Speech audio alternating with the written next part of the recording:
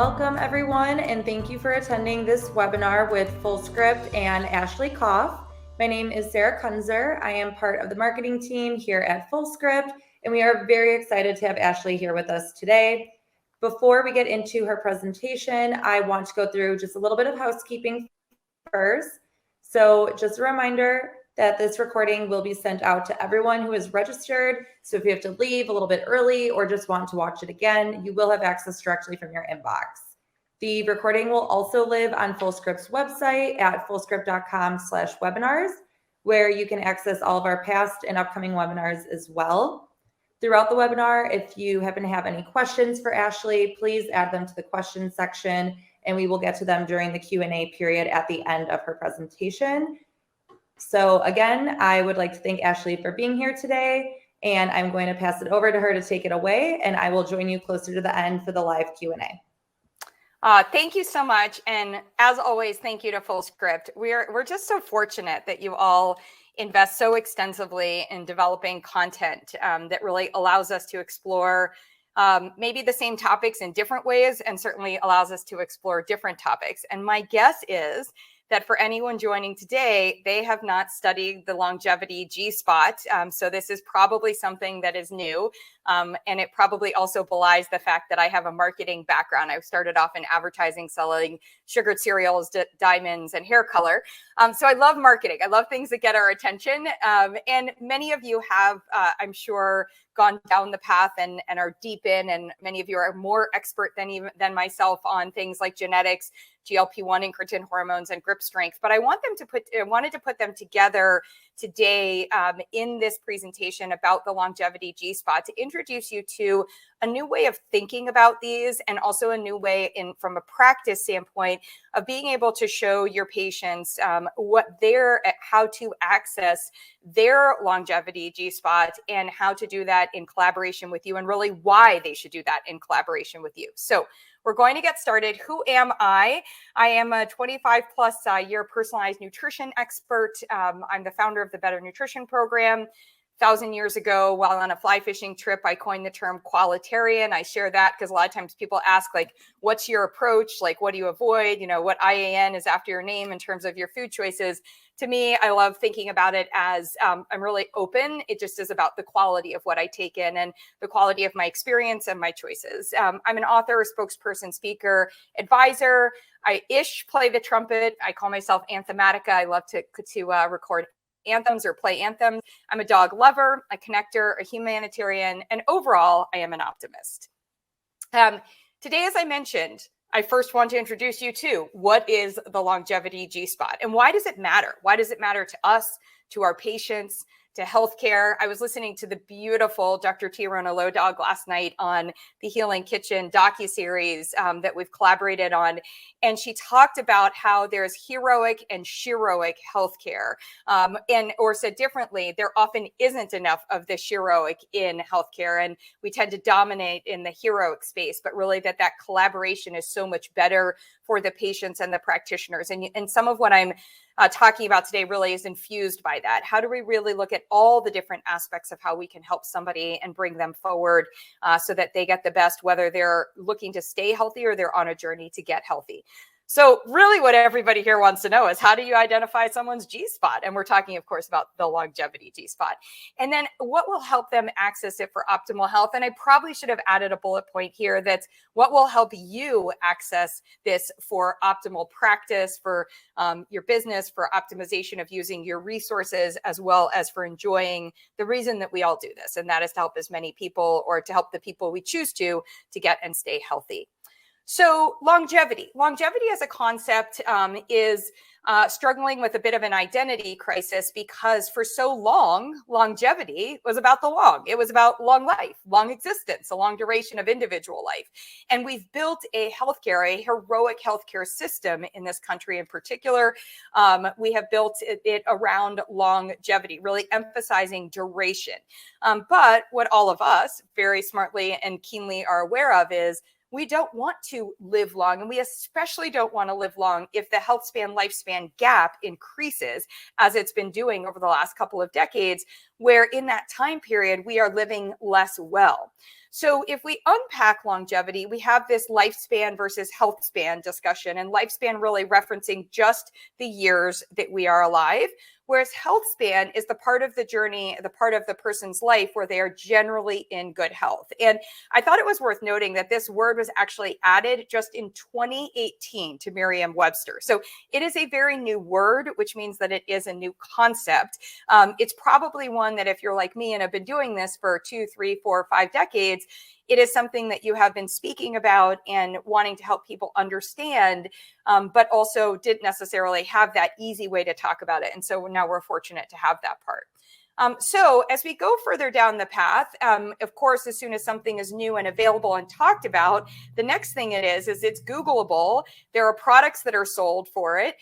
There are solutions that are being sold, and there's a lot of recommendations out there. So if you Google how to improve health span, the absolute first thing that comes up is taking rapamycin. So just go ahead and buy this, take this, and under there, a bunch of, for many people, complicated terms: autophagy, metabolic health, senolytics, rapamycin, et cetera, et cetera. But the first concept is we get there, we get health span by using rapamycin. If we dive a little bit deeper, we can go to places like Australia and the UK, where they're talking about how do we increase healthy years and live longer? How do we increase this health span around the globe? People, move naturally, eat like you're in Italy or Spain. Well, that seems kind of odd because I feel like China and India have done it real well for a really long time. And so it seems a little bit disrespectful to just kind of pick places. I mean, I love me some Italy and Spain, but, just sort of looking in that, stay connected with family and friends. Okay. But how many of us do we know that disconnecting from family and friends is actually one of the best things that we can do for health span? Breaking up with relationships that are toxic, changing jobs, making choices, right? Looking after your brain health. All right. Well, what does that mean? Does it literally mean like looking after your brain? Like how do we do this?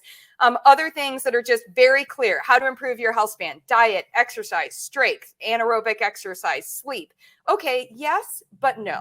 So when I went through this and did this audit, there were all these recommendations, and they tended to be around more activity, more sleep, more water, more optimism, more compassion, more protein, more vegetables, more supplements, more time in the present, more intense activity, intermittent fasting. So one could say less eating, more time not eating, autophagy, less eating, more time not eating, more cold, really cold, my plate, really?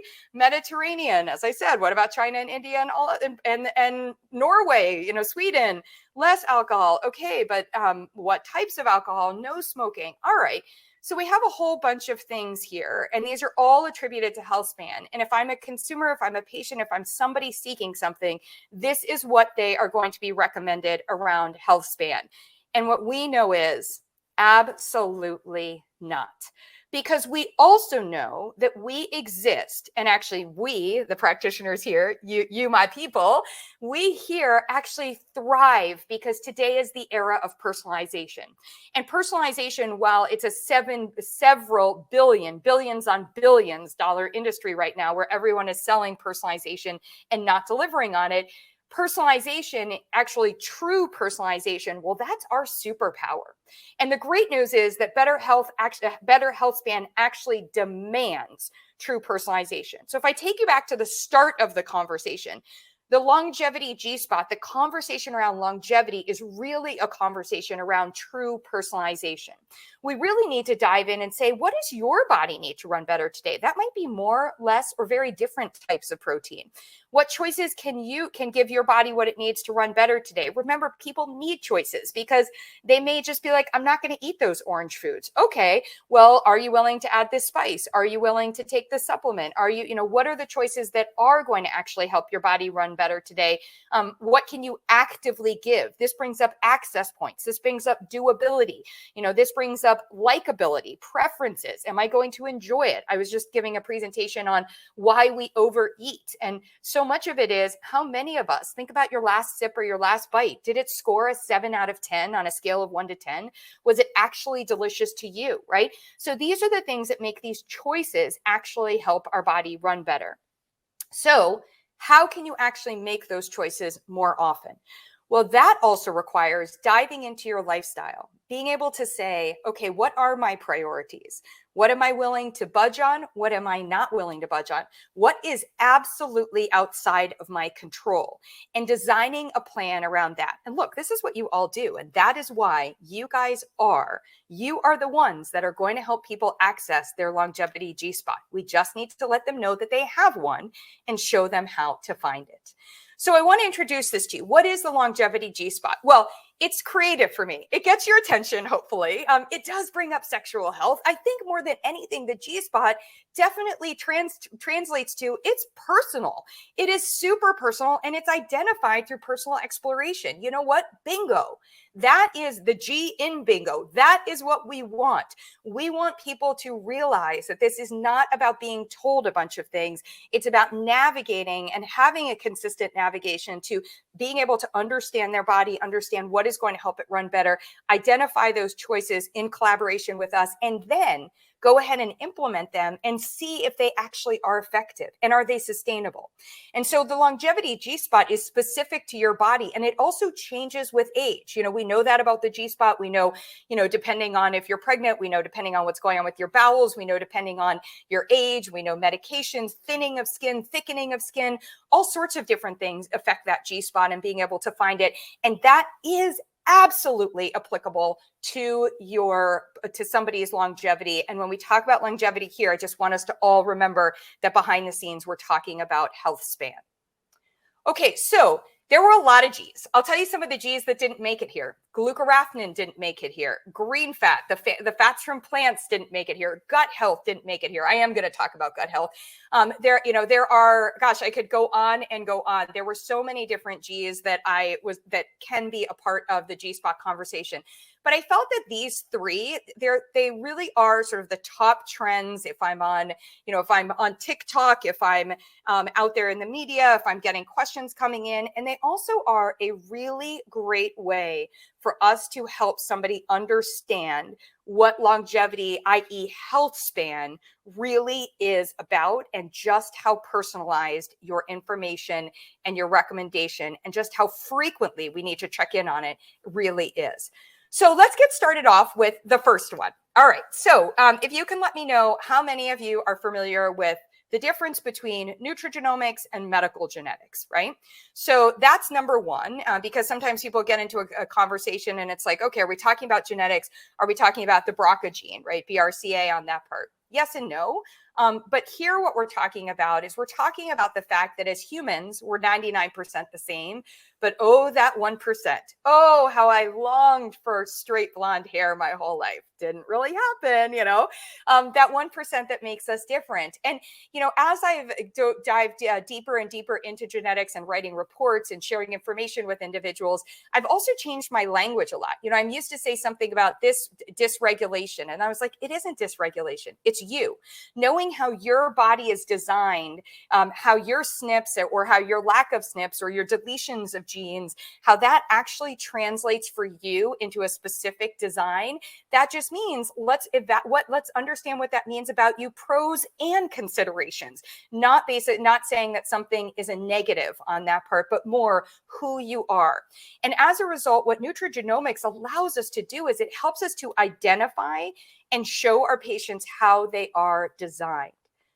Why is this so important? Because 99.9% of the information that they have received elsewhere has nothing to do with the way that their body is designed. Now, we have to remember nutrigenomics genetics versus epigenetics. Of course, we are not saying your genes are everything or how you are going to respond or one gene. We're even looking at a pathway, et cetera.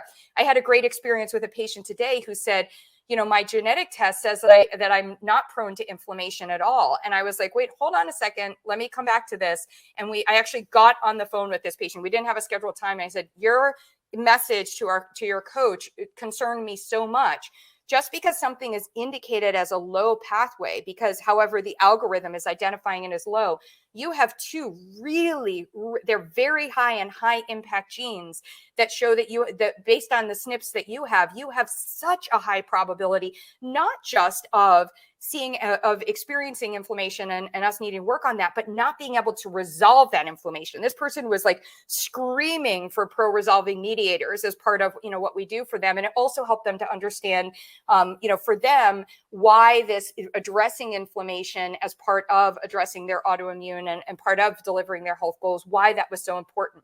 So it really does help us have a conversation that so somebody can understand how they're designed, but we have to be careful how we interpret it. And that's also why just somebody getting a report is very different than you or our team coming in and saying, hey, here's how it looks in the context of your life, your past, as well as where you are today, as well as how we are going to improve your health span.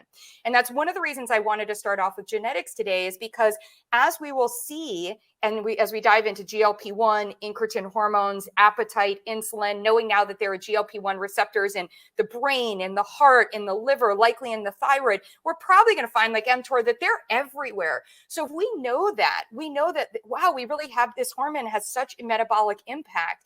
That's going to be so important for us. And guess what? In our genetics, we can actually see where somebody may be less likely to be producing that at a I won't even call it a normal, at a sufficient level or at an optimal level.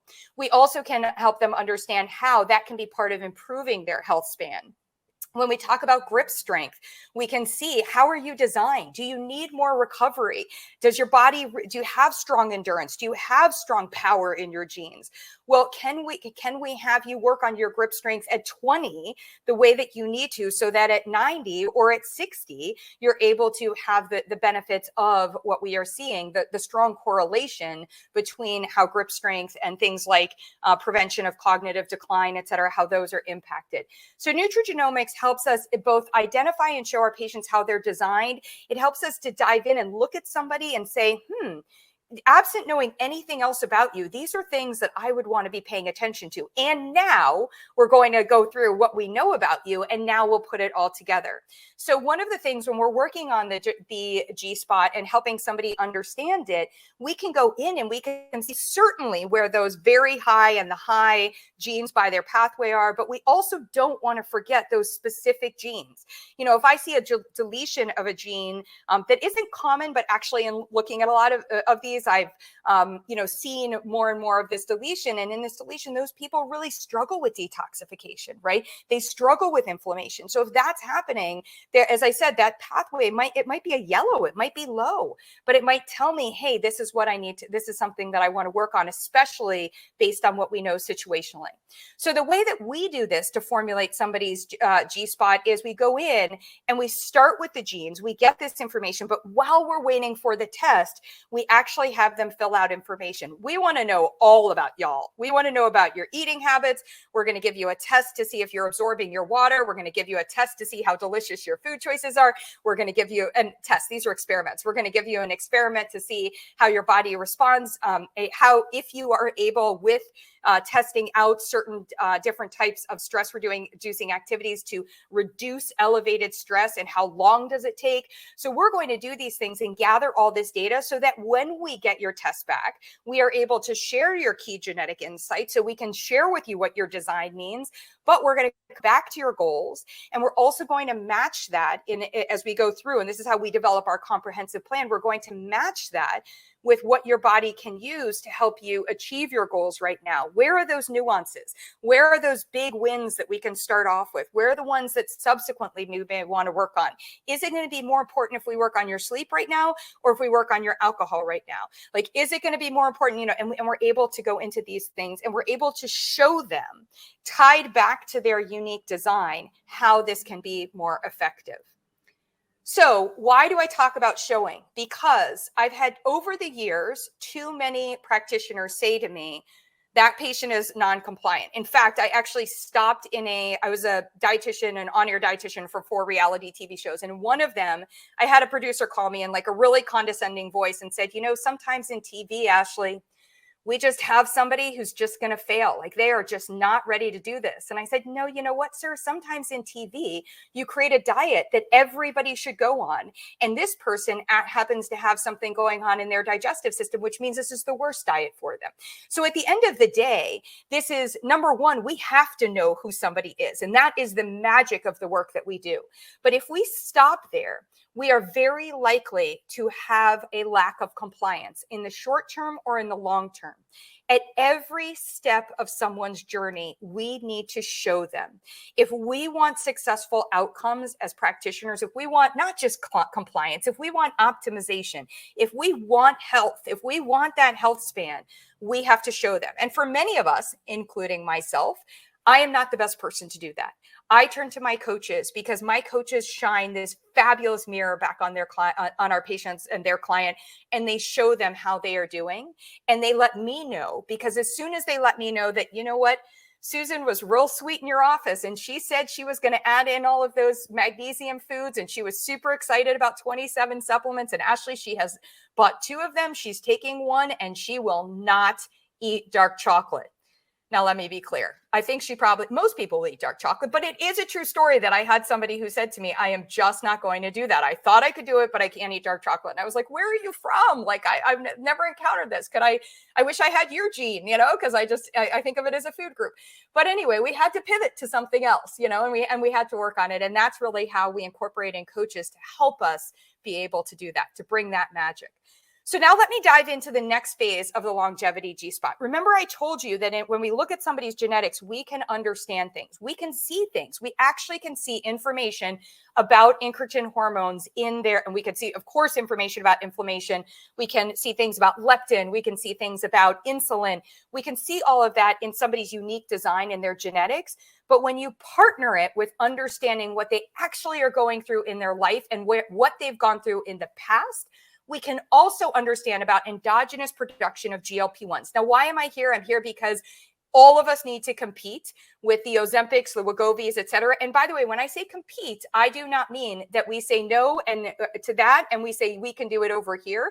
We will have patients, we should have patients who are taking and using these medications. But the concept that you have to go on a medication and you can never come off of it is, I think, one that in very rare instances would we all agree to, right? The concept that we should do one or the other. Why in the world would we provide something? Yes, I understand that it has that the endogenous has a really short half-life. And so we burn through it real quickly. And so it may not attach to all of these different receptor sites if we're even producing optimal amounts, depending on our hormones and our nutritional intake and the integrity of our gut lining. But why, if we're on the exogenous source, why in the world would we not be working to improve the endogenous? Because that is the backdrop of maybe we can reduce the medication. Maybe we can have somebody come off the medication, or at minimum, healthy production of your incretin hormones is part of health span, right? So why? Because we know today that gut health, insulin sensitivity and response, appetite and satiety, metabolic health, emotional and mental health, dopamine, serotonin, all of these things, we know that we need those benefits. And that is tied to this incretin hormone as part of understanding the health of our digestive system. So GLP-1 stands for, that's my G, but it's also gut health right in here. And we know that this will make health span improvements. We know that this will help somebody if it's somebody at age 18 who already feels like an absolute failure because they are morbidly obese and also have a chronic illness and everybody has just been telling them to eat right, or somebody who's afraid to go to the gym because they feel like their body can't move, or they're embarrassed to go to the gym on that part, or somebody in their 60s or 70s who is for the first time in their life is dealing with just feeling like they're diabetic, they're taking medications, and it's that gateway into a cascade of starting that gap between health span and lifespan. And we know that we can intervene here. So there's a lot of activity that we know goes on through our microbiome. And actually, I would further dimensionalize this image and I would have it go all the way up through our mouth, right? And it would be on our skin, et cetera. But for here, what I want to talk about is I want to get hyper specific. There is incredible research that has been done where we can actually show that with fecal transplant, with microbiome transplant, that we can actually alter the outcome of somebody's visceral fat, of their body fat, of their appetite, of their weight. This is akin to what we can see with a weight loss surgery, but we also know that weight loss surgeries, as somebody who has worked in this space for quite a chunk of time in there, often had limitations based on somebody's capability. And when we actually are able to further step in and literally just do the transplant, we can see this work for them. They can experience what other people have talked about. I remember talking to somebody who said to me, Ashley, I literally don't understand the word that you are using. So when you say don't eat until you're 80% full, she was like, I don't even know what full means. And so we literally went through that exercise. Like I was like, how full do you feel now? How full do you feel now? How full do you feel now? And then we also changed it where we had them eat a little bit differently. Tell me how you feel full. We also had them eat different things, how you feel full. But we have to remember that physiologically and because of their genetics, people, and like all of this together, people may not have the experience that we are selling them. They may not believe they can have health span. Their lifespan, their life so far may have already have been in this gap of not even yet feeling like they are in health span. And this is why this is so important for us. And the great news is, especially with this introduction of akkermansia and really understanding how it works and being able to understand, the impact, the multifactorial impact of butyrate. Look, I've been a cheerleader since I helped with the development of a line, like it feels like 100 years ago. It probably was only about 20, but B infantis, our bifidos over there. We've got these new clostridiums, but this akkermansia has done so much for us because it is helping us to have a conversation that we need to have about this mucin bilayer, about this mucosal layer, and to help people understand that part of what is interfering or keeping them from better metabolic health, better insulin response, better appetite, better satiety, all of that is happening in the mucosal layer that has been injured because they're sensitive or intolerant to gluten, that they took steroids, they've been on different medications, oral contraceptives, they've had antibiotics, they've had surgeries, they've had like all of these different things. And we have to make that clear. And we have to show them that when this critter goes in there, it's a different kind of probiotic. It's new, it's going in there and it's chewing it up and it's spitting it back out and it's turning this thing over. And there's a much more scientific way to describe all of this. And if you're interested in that, I am happy to turn you over to some other presentations. But my point of it here as it relates to health span is to help somebody understand why things haven't been working and then be able to show them how we can have it work. And I am going to show you all that for some of my participants in a recent program, a research study that we did, this was the only thing.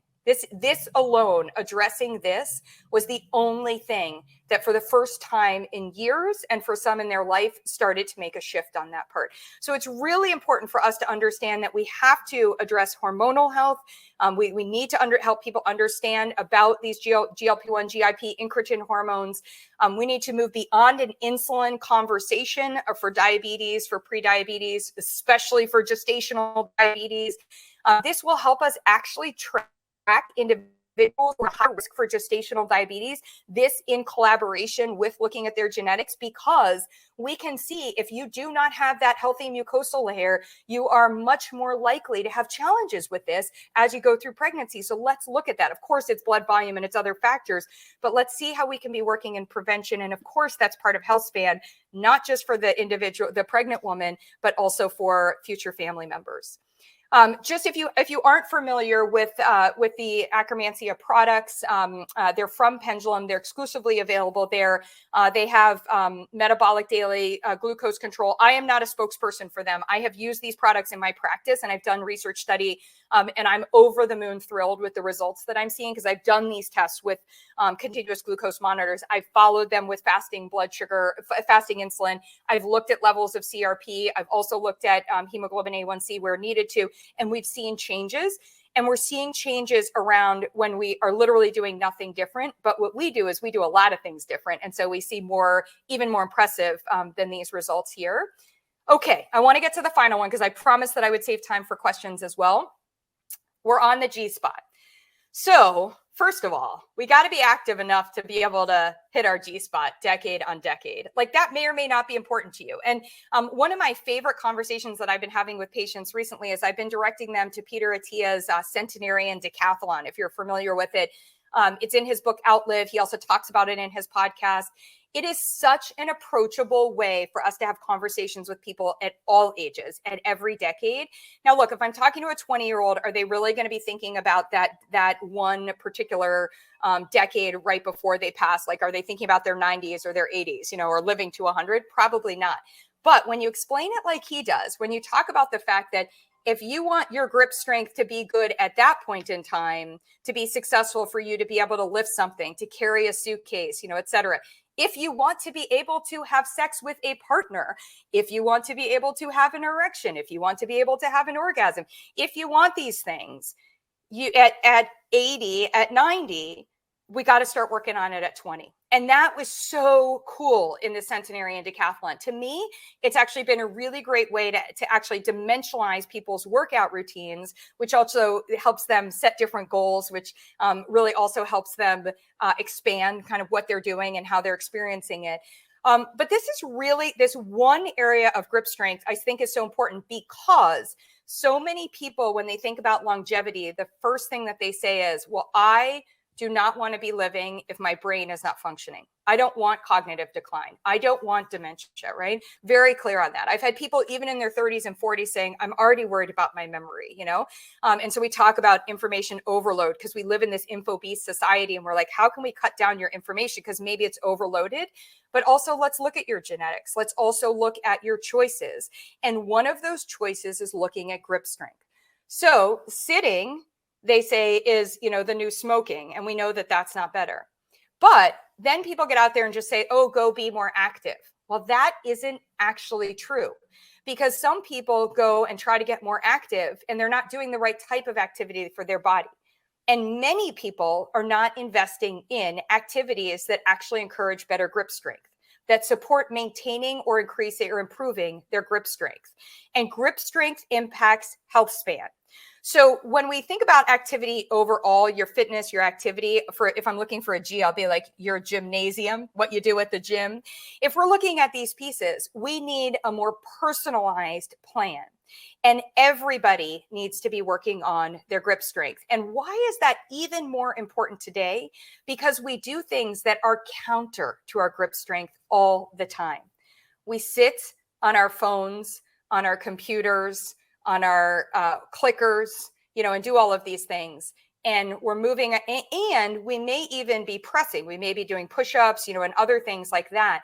But we're not actually using the muscles in the grip strength way. And that is going to be really important. So we need that balance. So look, there's a lot of research. It's exciting. And the research kind of looks at specific diseases or risk of disease. It looks at things collaboratively, which I'm a much bigger fan of than just looking at grip strength. So looking at walking, like what is it if we walk faster, et cetera. But in all of these instances, the results that we're seeing are consistent with those where cognitive impairment was associated with people who have poor grip strength.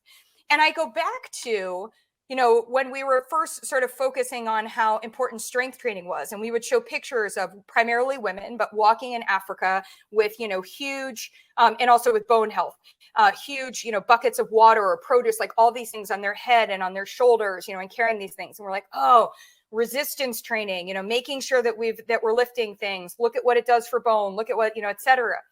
But again, when we think about grip strength, when we think about the activities of living, when we think about somebody out there harvesting their food from the garden, from the fields in order to eat it, when we think about somebody building their home, repair, like all the things that most of us are not doing on the regular now, or most of our patients are not doing, they're, clicking Instacart and ordering or, et cetera. We also can see that this decline in effort towards grip strength is also mirroring and again, many, many factors here. I don't want to say it's a strong correlation in here, but we can also look at how, or maybe flip it and say, we can look for inspiration in terms of how do we keep ourselves mentally, how do we continue to support cognitive health? And one of those aspects is grip strength. So, and this, it was, somebody actually took this and ran with it. Is muscle weakness the new smoking? So at the University of Michigan, it was a study that shows grip strength may predict chronic disease or early death risk. Grip strength can demonstrate existing muscle weakness and is associated with accelerated biological age. For grip strength, we can have canned goods and we can put our hands on those canned goods. And one of the things I'm going to tell you, if you haven't worked with somebody on grip strength, is make sure you look at the size of their hands and help them understand what to use that fits their hands. Because too often I've had people try to lift things from a grip strength standpoint and they think it's their grip strength, but it's actually that their hands don't fit on what they're carrying, and making sure. So increasing grip strength with muscle strengthening may slow or stop disease or reduce early death. There are proven health benefits to regular muscle strengthening exercises. We know that. So any that uses resistance, et cetera, and any exercise is better than none. What about that person that doesn't want to go to the gym? What about that person who's on Ozempic or Wegovy and is losing weight really quickly? Can we work on their grip strength? Can we work on, yes, I want to also work on their endogenous production of GLP-1. Can we understand from their genetics how we can put a plan together for them that actually helps to reduce inflammation and support metabolic health? We can do all of this.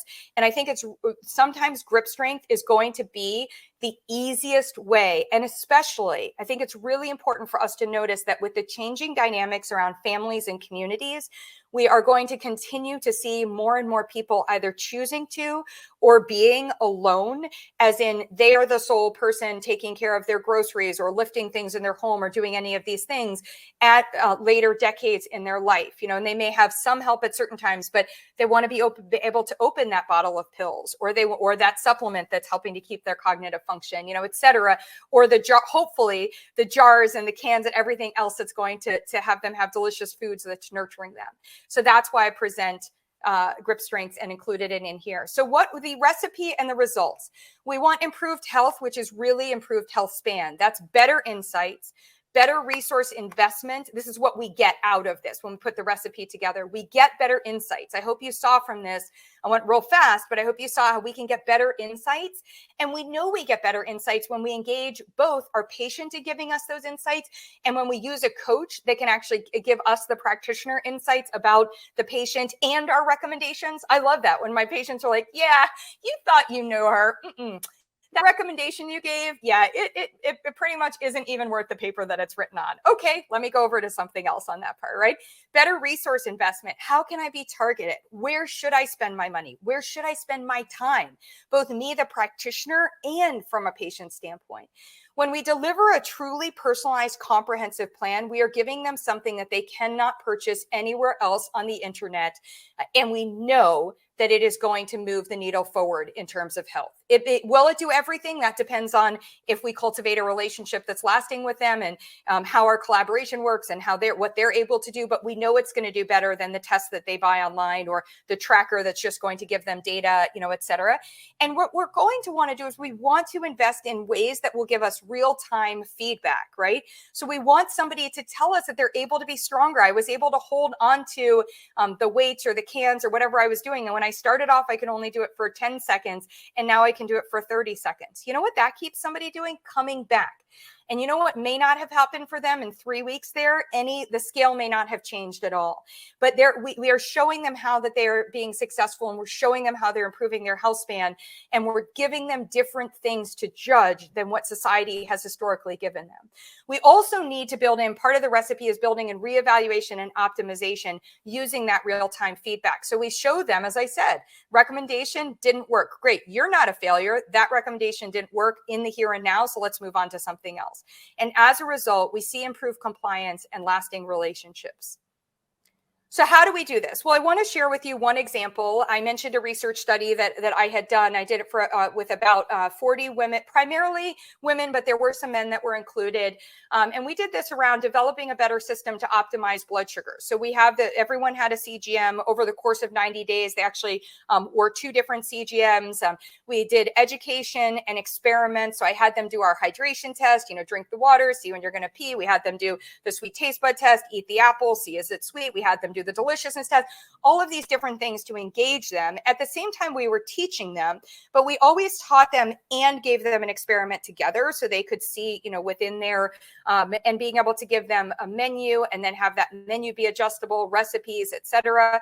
They're in contact primarily with their health coach. They had live sessions with their health coach, but they also knew that their coach was there to high five them or to nudge them.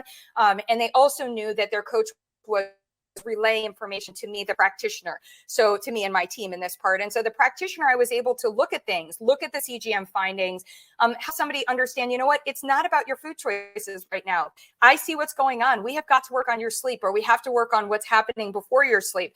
Or, excuse me, I know that you're really excited that your blood sugar has gotten a lot lower or is lower, but it's actually because you're having 2 to 4 glasses of wine, or you're doing, et cetera. Alcohol is going to give us a false low with a continuous glucose monitor. These are important things to know. We incorporate genetics, and I used a personalized supplement approach to optimizing GLP-1 that included the endogenous support, but also things like glutamine and some others for digestive tract lining, digestive enzymes in some individuals, magnesium in some individuals, and we were able to do a bespoke supplement plan, as well as where needed, also dove in a little bit deeper, with certain labs. So what happened? Well, one of our participants was a functional medicine doctor, one of my absolute favorite people, who was literally like, Ashley, I'm willing to go into this if you told me that, she's like, I'm just so tired of not being able to have a carbohydrate at all. For the first time in my life, I'm putting on weight. I can't build muscle. I'm just gaining belly fat. My HRV is in the toilet. It's like 20 to 25. Yet I'm like, she's like, I've been on every test, and she sent me literally, here's Zoe, here's this, all of these different ones. I'm tired. I'm carbohydrate intolerant. I'm waking up. My blood sugar is waking me up in the middle of the night. And this was actually before 90 days. Her HRV was up 20 to 25 points. Constipation was gone. She lost 10 pounds of visceral fat. She's making muscle. Better tolerance of carbohydrate. She sent me a picture. I'm eating a sweet potato. The nighttime lows were gone. So she was sleeping through the night. Hello, HRV on that part. Enjoying food and workouts and not tired at work. And why do I share this as the first one? Because by the way, this could be any of us, right? We know as practitioners, if we're dealing with any of this stuff behind the scenes, but now that she's in the orange, that she's in this just amazing space, she's helping so many other people. And that has happened. This has been a protocol that she's been able to employ moving forward. We had another woman who was 56 years old. She had a history of elevated cholesterol, insulin resistant, elevated fasting blood glucose. So we were seeing metabolic dysfunction here. She tried cleanses in the past, no success. By the way, I could just have called this person the trier. Literally, she has tried, quote unquote, everything. 12-hour fasting, 14 hours. She said to me, I think I just need to try 24-hour fasting. She had craving sweets all the time, chronic brain fog, confusion.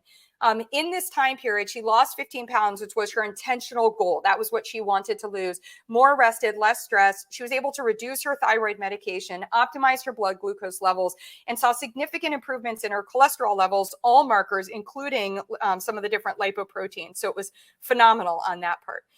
Sometimes too, I like to compare what a provider and a participant is saying, because this is the shared. This is a provider and whose patient came through this, and she said, "I had my blood work done this morning. The good news is that my glucose is down from a 108 to a 93.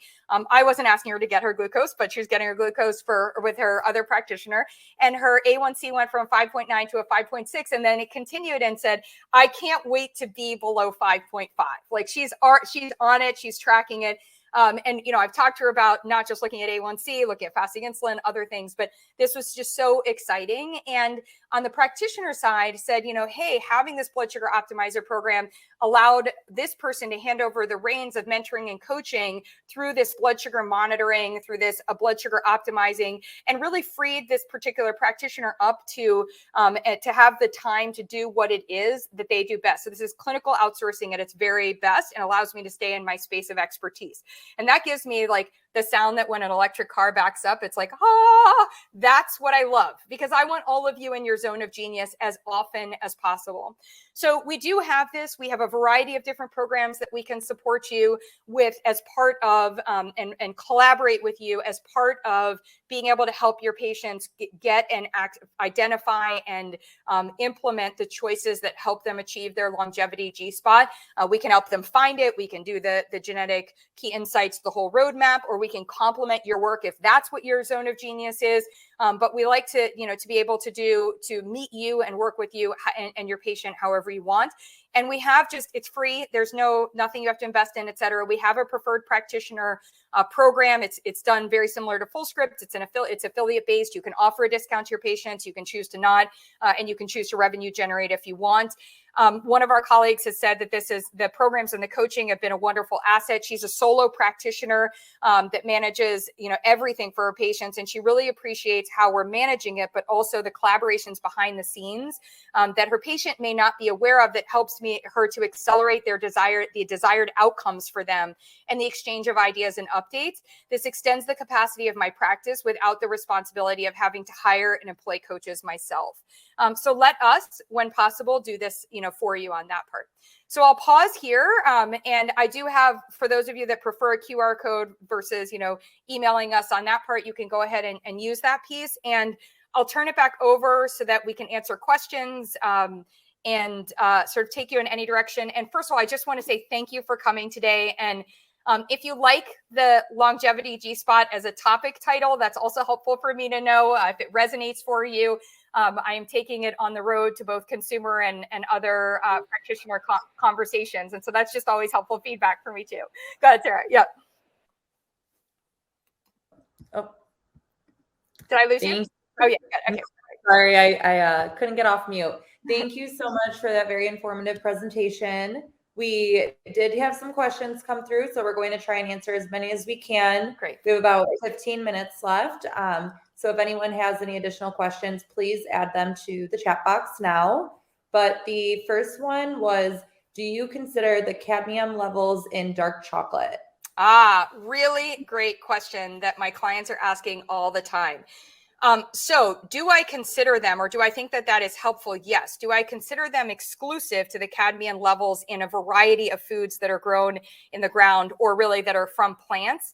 I can't, because what it's indicating to us when we just look at dark chocolate and we don't look at coffee and we don't look at other, other foods, is that this may not be in isolation. And also some of the way that the research has been done on different products, it hasn't satisfied my curiosity on dark, organic, raw, et cetera. So let me start back with, what do I actually look at? Is there an issue for a patient? Is somebody freebasing cacao like I am? If they're getting it in all the time, I'm going to talk to them about the quality. And what is taking me down the path to explore? Have I looked at heavy metals? Is this somebody we're working on fertility? Are we working on cognitive function? And that will help me look at, where do I want to investigate? I'll tell you honestly, more often than not, I'm actually looking at things like protein powders and other things probably before I look at the chocolate, because I don't see the chocolate as a huge, the amount and the frequency, I don't see it as a huge factor in an individual. But on occasion, that is a factor. And I think if you're ever truly concerned about it as it relates to a patient, what you want to do is you want to work, either if you are the dietitian or if you want to work with somebody, to evaluate all the places where cadmium could be coming in. And then I would actually have, for that particular person, those food choices tested so that you can actually make a truly personalized recommendation for that individual. Great, thank you. The next question is, what do you use to test grip? Do you use a strength contraption like one you can get from athletic stores? Really great question. So there's a couple of ways of going around it. And by the way, I should fully disclose, I am not a grip strength expert. I'm fascinated by it. I'm also not a personal trainer or somebody who has that experience. So some people have shown me, and I personally have had a couple of devices on that part. I also have people where, when I ask them if they, in the office, if they can hold, or if we're on a video chat together, I ask them if they can hold a can or a weight or whatever, and they can only hold it for a second or two, and then we work up from that. So it's kind of like, the analogy that I would give you is, yes, you can have somebody track and see how close to 10,000 steps they're getting. But you can also evaluate, hey, when you're talking to somebody, how much walking are you getting in the day? And you can set additional goals from there. So it probably depends on the degree of performance need, assessment need for the individual. Yeah. Thank you. The next question is, will all foods that are grown on past plantation sources?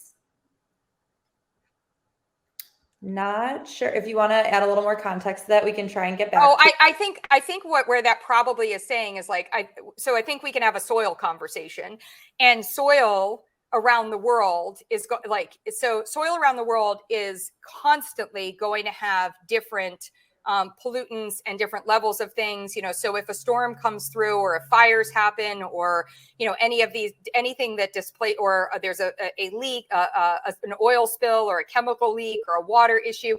So the issue that we have is we can't even do traceability for certain soil and say like, oh, well, don't worry, because if your cacao was from Sri Lanka, and the northern corner of Sri Lanka, you would be fine on that part. Just in the same way, we can't say, if this corn is grown near Boise in Idaho, because literally within a week, something could change there in terms of the soil quality. So that's why I said, if we really are trying to dive into this and give personalized recommendations, we really should evaluate the source of ingredients that somebody is taking in and be able to make those recommendations. Now, one of the things to understand about going to the chocolate or any of these, and I'm sure you guys understand, I don't mean it that way. One of the things to consider is actually that even a company, so if I'm Alter Eco and I'm making fabulous chocolate, my levels, I'm testing those all the time, and I'm going to share that information with you. But I also anticipate that those levels could be different even when something is grown in the exact same place. And that's why we encourage companies to both test and be transparent. The biggest red flag would be if somebody is not willing to share their third-party tests with you, then I wouldn't recommend or consume their products. Perfect. Thank you. Yeah. The next question is, can health coaches and functional nutrition counselors join the preferred practitioner program? 1,000%. And some coaches may even want to have their patients come in and just refer them. And we have that. We have a lot of coaches that do that. Others come in and then they want to participate in coaching. And we then just ask that you are going to have to become a part of our BNP coaching network, which we think is great. And we fold you in that way. But absolutely, it is open to across practitioners. It's practitioners and coaching in that space. Yeah.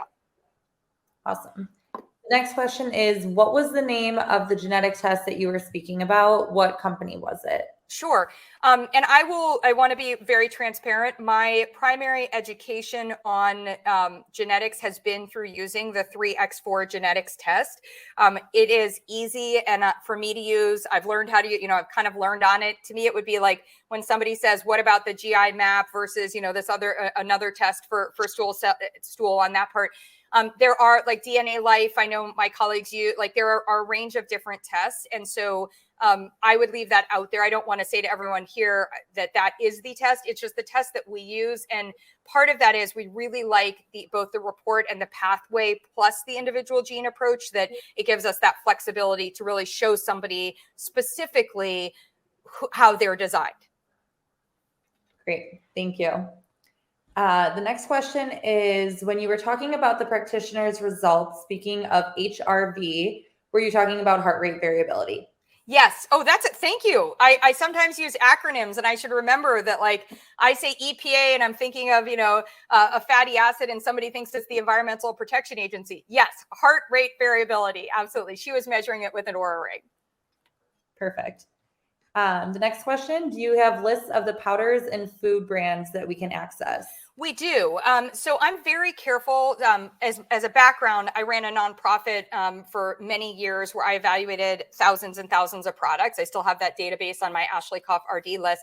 It is not updated. So I'm very careful if I am going to say, hey, this product, but in our tools, so we have different, whether it's a guide or menus or different things that we're recommending, as well as in our resource library and the recipes that we use, we do have product names. And when we take people through, when we have anyone come through any of our programs or we're working on a plan, we also go through those. I also at FullScript, fun fact, I was a part of the early birds of, I think I was actually the first non-FullScript person to do a protocol, but I have several protocols in here. So I also will share those. We make those available as well. But always you can reach out to us directly. You can get to me through any email at the Better Nutrition Program on that part. Awesome. Can you walk through what it would look like if we refer one of our patients to you? How will we still be involved? Sure. And it's really a question for how do you want to still be involved? So, it depends again on who you are at that point, but it's as easy as you getting your code, letting us know if you want a full 20% off to go to the patient, or if you want to do a 10% affiliate revenue for you and a 10% off to the patient. And so you would share that for them and they would go ahead and purchase. And then we have some practitioners, and we have you share this with us. You'll tell us, would you be open to joining our Slack channel? Because that's easy communication. Would you like to be emailed?